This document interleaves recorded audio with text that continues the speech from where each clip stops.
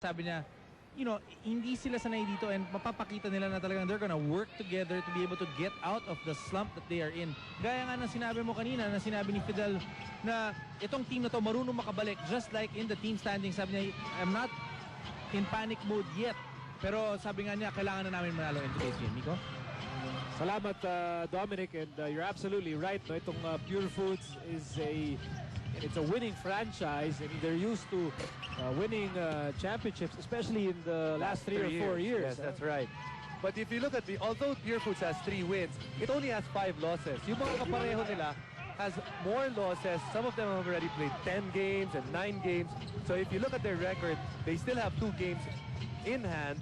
So makakahabol pa sila dun sa mga teams na may 4 na panalo at 6 na talo. So, you know, they're not so far behind.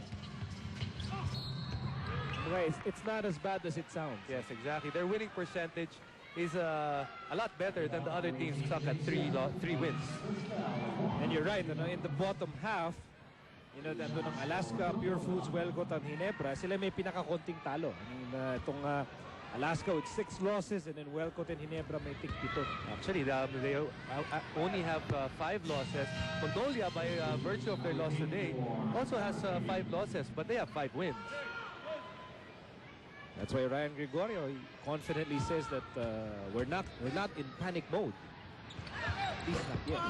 That's why they need to start winning, ano, para hindi na umabot sa punto ngayon. I think about the halfway part of the second round is that's the point in which kasi alam mo na kung hanggang saan na lang aabutan ka lang aabot. Right. Roger Yap double teamed and then eventually lost the ball.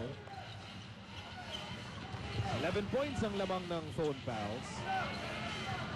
As Belano directs the offense. Ali Peak, Macba Cardona, yan si Deo Campo, Jay Washington. Cardona from the corner.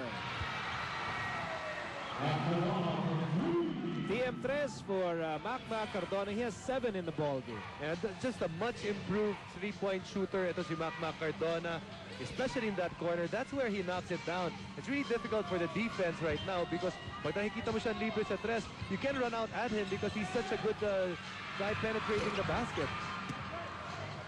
Washington with the rebound. Ito, nagtatangka na namang lumayo ang Phone Pals. Belano, top of the key. Belano. Over to Washington on the left side. Inside, Ali Peak. Ali Peak, yes sir.